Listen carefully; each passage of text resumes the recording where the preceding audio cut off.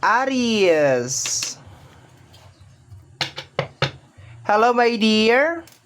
Welcome back sa ating YouTube channel. My name is RJ, your tarot card reader.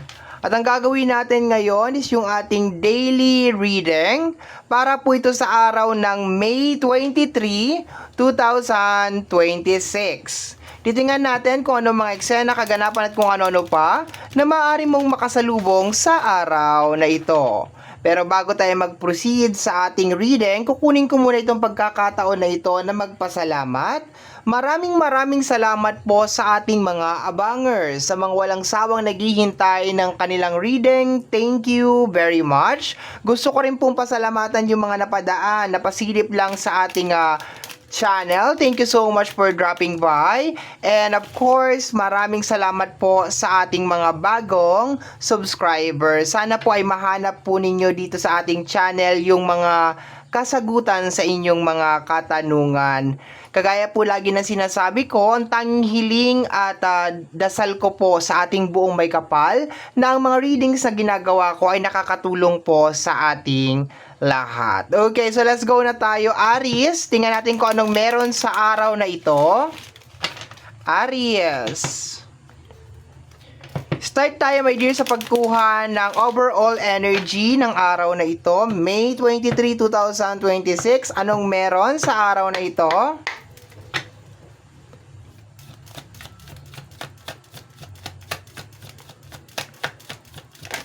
Diamond spread tayo ngayon my dear. So we have here the Four of Pentacles. Okay. So itong card na to is stuck. Okay, medyo stuck. Walang masyadong ganap sa araw na ito my dear. Medyo parang pakiramdam mo hindi umuusad o hindi gumagalaw ang mga bagay-bagay. Okay. Possible din na baka meron kang mga iniisip or meron kang mga gustong sabihin or even gawin na parang napaka-imposibleng gawin sa araw na to nang dahil sa energy ng Four of Pentacles, okay? So, tingnan natin, my dear, pasukin natin yung iyong love area. Anong meron sa love sa araw na ito?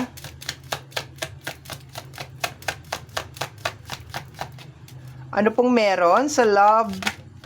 Okay, we have here the Seven of Wands, okay?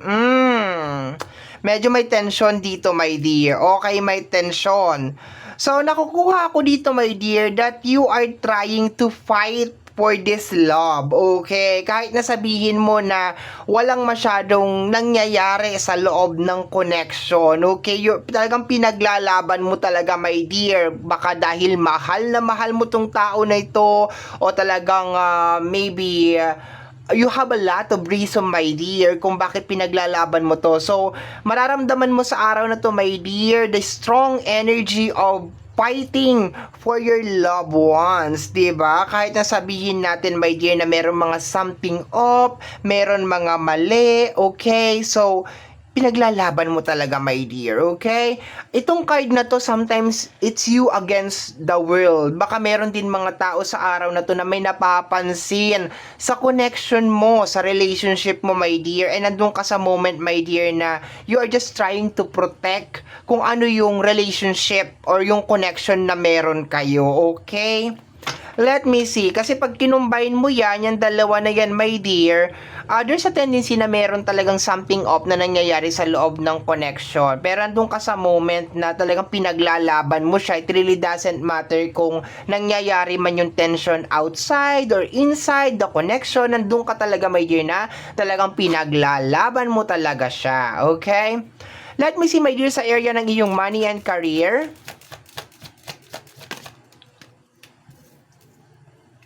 We have here the energy of the Eight of Pentacles. May kinalaman sa work, building. Okay, so tuloy pa rin, my dear. Okay, kahit walang masyadong ganap na nangyayari dito sa araw na ito. Okay, sa usapin man yan ng love or sa usapin ng career. Sinasabi dito, my dear, na talagang nandun ka pa rin. You still show up. Ibig sabihin, papasok ka pa rin sa trabaho. Gagawin mo pa rin yung mga obligasyon, mga responsibility. Kahit na sabihin natin, my dear, na wala talagang masyadong ganap sa araw na ito. Okay? Baka meron ka mga gustong gawin. Meron ka mga gustong bilhin sa araw na ito, pero medyo sabihin natin may problema nga sa usapin talaga ng pinansyal kasi overall energy natin is the Four of Pentacles. Okay, let's go tayo sa advice.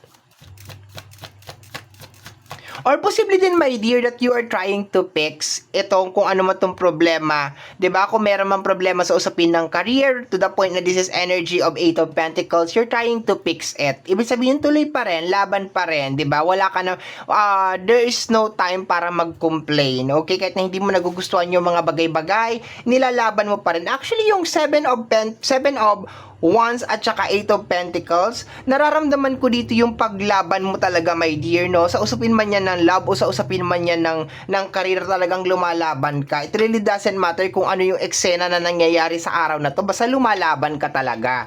Okay, tingnan natin yung advice galing sa ating mga spirit guide.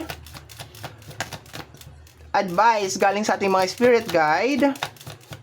Aries, once again, reading mo ito para sa araw ng May 23, 2026. Aries, advice galing sa ating mga spirit guide. Okay, we have here the Four of Wands. Okay, this is a motivational, my dear. Okay, mino-motivate ka. Sinasabi dito, my dear, that everything will be alright. Kung meron man nangyayari na parang problema sa loob ng relationship, kung titingnan mo dito, like kung meron man mga bagay na parang sabihin natin medyo tumatagilid. Meron talagang mga araw na ganun, no, na talagang nagkakaroon ng tensyon or baka marami mga epal, marami mga kontrabida sa loob ng relationship, nagbibigay ng kanilang mga opinion, samot-saring mga kung ano-ano, hindi naman nila alam kung ano talagang totoong nangyayari sa loob ng relationship, 'di ba? Kasi hindi mo naman 'to ipaglalaban, my dear, kung hindi ka naniniwala na talagang true love ang namamagitan sa inyong dalawa, 'di ba? So pinaglalaban mo siya, my dear, and sinasabi, my dear, ng ating advice over here na eventually magiging okay din. Actually, hindi siya parang advice, it's more on parang assurance sa iyo, my dear, na magiging okay din ang lahat. Parang sinasabi na okay, just keep it up. Gawin mo lang kung anong ginagawa mo ngayon kasi eventually magiging okay din ang lahat. Okay, this is a very stable na card, my dear. Connected sa energy ng success. Okay? So, kung i-connect naman natin, my dear, sa usapin ng iyong career, okay, papunta tayo dito sa kabila. Okay? So, tama yan, my dear. Sinasabi dito, my dear, na yung hard work mo, okay, yung pag-show mo, show up mo, my dear, yung pagpasok mo sa trabaho, yung pagpatuloy mo sa pagkilos, paggawa, kung ano man tong ginagawa mo, my dear, sa usapin ng iyong money and career, magbubunga din daw siya eventually. So, very, very nice, my dear, ha? Alam mo, ang nakuha ko dito, my dear, maybe you are just trusting talaga yung iyong intuition. You are just trusting yourself, my dear. Maybe you have this deeper understanding, maybe talagang natural na talaga sa ito, my dear Aries, na talagang naiintindihan mo ang mga bagay-bagay na dapat hindi ka talaga basa-basa sumusuko sa usapin man yan love, sa usapin man yan ng love, o sa usapin man yan ng career. Dapat the show must go on. Kahit nasabihin mo medyo stagnant tong araw na to, may mga bagay na hindi nag-go according to your plan or according to your will, but the show must go on. And ang ating mga spirit guide is actually na-clarify naman na everything will be alright, everything will be okay very, very soon. Okay? Very nice, my dear. Okay? So, my dear Aries, yan ang nasagap natin na energy message para sa araw na to, May 23, 2026. Kagaya po ng sinabi ko kanina, tanging hiling at dasal ko po sa ating buong may kapal na ang mga readings na ginagawa ko ay nakakatulong po sa ating lahat. Maraming salamat po. Thank you, Aries.